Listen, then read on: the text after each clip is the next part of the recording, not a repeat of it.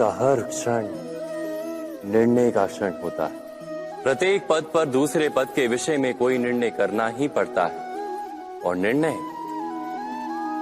निर्णय अपना प्रभाव छोड़ जाता है। आज किए गए निर्णय भविष्य में सुख अथवा दुख निर्मित करते हैं, ना केवल अपने लिए, अपने परिवार के लिए भी, आने वाली पीढ़ियों के लिए भी। जब कोई दुविधा सामने आती है तो मन व्याकुल हो जाता है, अनिश्चय से भर जाता है। निर्णय का वो क्षण युद्ध बन जाता है और मन बन जाता है युद्ध भूमि। अधिकतर निर्णय हम दुविधा का उपाय करने के लिए नहीं, केवल मन को शांत करने के लिए लेते हैं। पर क्या कोई दौड़ते हुए भोजन कर सकता है? नहीं। तो क्या युद्ध से जूझता हुआ मन कोई योग्य निर्णय ले पाएगा? वास्तव में शांत मन से जब कोई निर्णय करता है तो अपने लिए सुखद भविष्य बनाता है। किंतु अपने मन को शांत करने के लिए जब कोई निर्णय करता है तो वो व्यक्ति भविष्य में अपने लिए कांटों भरा वृक्ष लगाता है। स्वयं विचार कीजिएगा।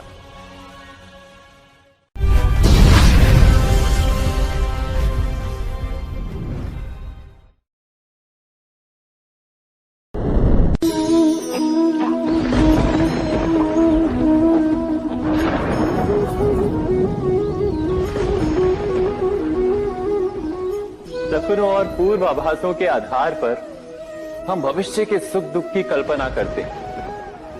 भविष्य के दुख का कारण दूर करने के लिए हम आज योजना बनाते हैं, किंतु कल के संकट को आज निर्मूल करने से हमें लाभ मिलता है या हानि पहुंचती है, ये प्रश्न हम कभी नहीं करते। सत्य तो ये है कि संकट और उसका निवारण साथ जन से, व्यक्ति के लिए भी और सृष्टि के लिए भी। नहीं, आप अपने भूतकाल का स्मरण कीजिए, इतिहास को देखिए। आप तुरंत ही ये जान पाएंगे कि जब जब संकट आता है तब तब उसका निवारण करने वाली शक्ति भी जन्म लेती है। यही तो जगत का चलन है।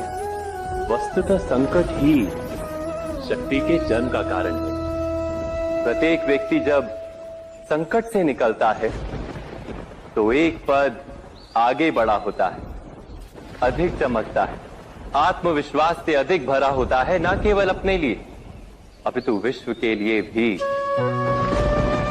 क्या ये सत्य नहीं?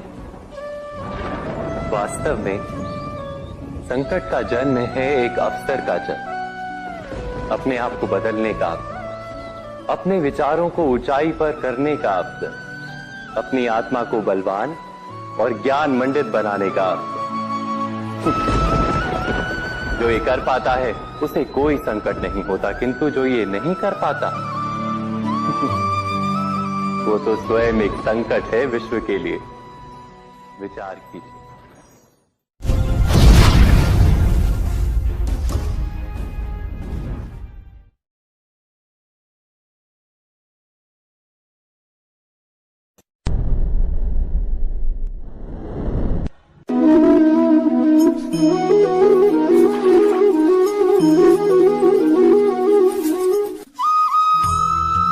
जीवन में आने वाले संघर्षों के लिए जब मनुष्य स्वयं को योग्य नहीं मानता, जब उसे अपने ही बल पर विश्वास नहीं रहता, तब वो सद्गुणों को त्याग कर दुर्गुणों को अपनाता है।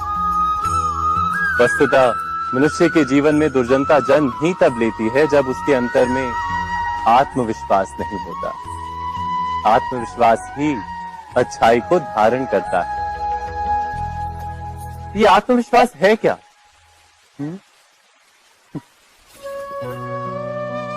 जब मनुष्य ये मानता है कि जीवन का संघर्ष उसे दुर्बल बनाता है, तो उसे अपने ऊपर विश्वास नहीं रहता। वो संघर्ष के पार जाने के बदले संघर्ष से छूटने के उपाय ढूंढने लगता है। किंतु जब वो ये समझता है कि ये संघर्ष उसे अधिक शक्तिशाली बनाते, ठीक जैसे व्यायाम करने से देह की शक्ति बढ़ती, तो प्रत्येक संघर्ष के साथ उसका उत्साह बढ़ता है। अर्थात आत्मविश्वास और कुछ भी नहीं, मन की स्थिति, जीवन को देखने का दृष्टिकोण मात्र है। और जीवन का दृष्टिकोण तो मनुष्य के अपने वश में होता है। स्वयं विचार कीजिए।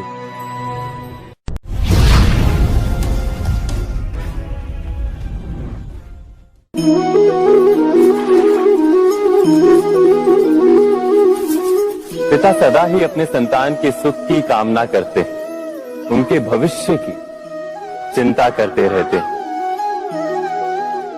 इसी कारणवश सदा ही अपने संतानों के भविष्य का मार्ग स्वयं निश्चित करने का प्रयत्न करते रहते।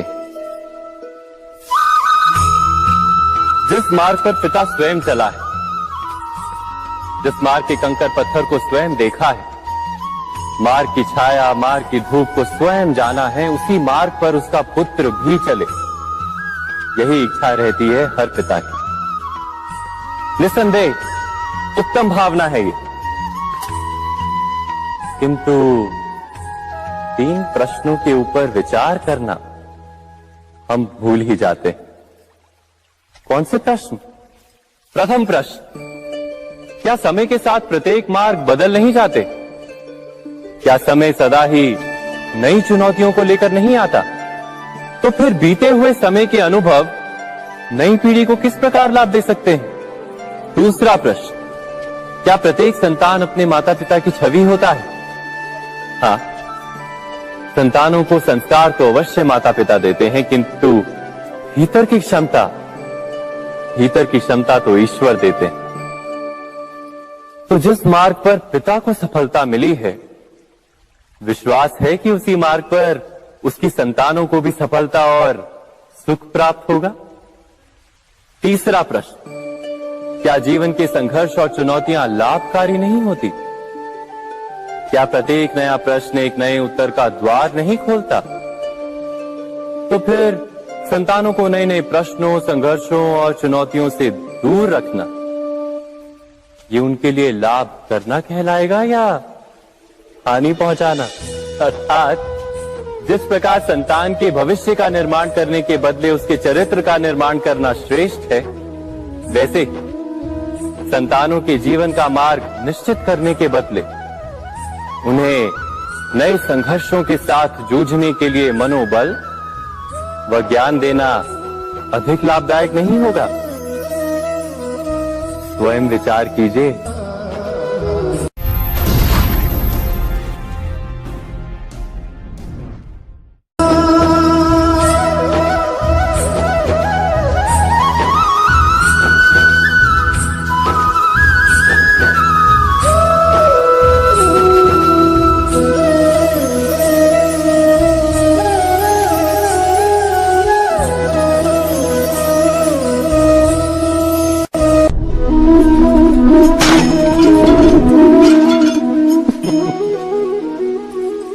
कभी कभी कोई घटना मनुष्य के जीवन की सारी योजनाओं को तोड़ देती और मनुष्य उस आघात को अपने जीवन का केंद्र मान लेता। पर क्या भविष्य मनुष्य की योजनाओं के आधार पर निर्मित होते हैं? नहीं। जिस प्रकार किसी ऊंचे पर्वत पर सर्वप्रथम चढ़ने वाला उस पर्वत की तलाई में बैठकर जो योजना बनाता है, क्या वही योजना उसे उस पर्वत की चोटी तक पहुंचाती? नहीं, वास्तव में वो जैसे जैसे ऊपर चढ़ता है वैसे वैसे उसे नई नई चुनौतियां, नई नई विडंबनाएं, नए नए अवरोध मिलते हैं। प्रत्येक पद पर वो अपने अगले पद का निर्णय करता है। प्रत्येक पद पर उसे अपनी योजनाओं को बदलना पड़ता है। कहीं पुरानी योजना उसे खाई में ना ढकेल दे। वो पर्वत को अपने योग्य नहीं बना पाता, केवल स्वयं को पर्वत के योग्य बना सकता है। क्या जीवन के साथ भी ऐसा ही नहीं? जब मनुष्य जीवन में किसी एक चुनौती को, एक अवरोध को अपने जीवन का केंद्र मान लेता है, अपने जीवन की गति को ही रोक देता है तो वो अपने जीवन में सफल नहीं बन पाता और ना ही सुख और शांति प्राप्त कर पाता। अर्थात जीवन को अपने योग्य बनाने के बदले स्वयं अपने को जीवन के योग्य बनाना ही सफलता और सुख का एकमात्र मार्ग नहीं। स्वयं विचार कीजिए।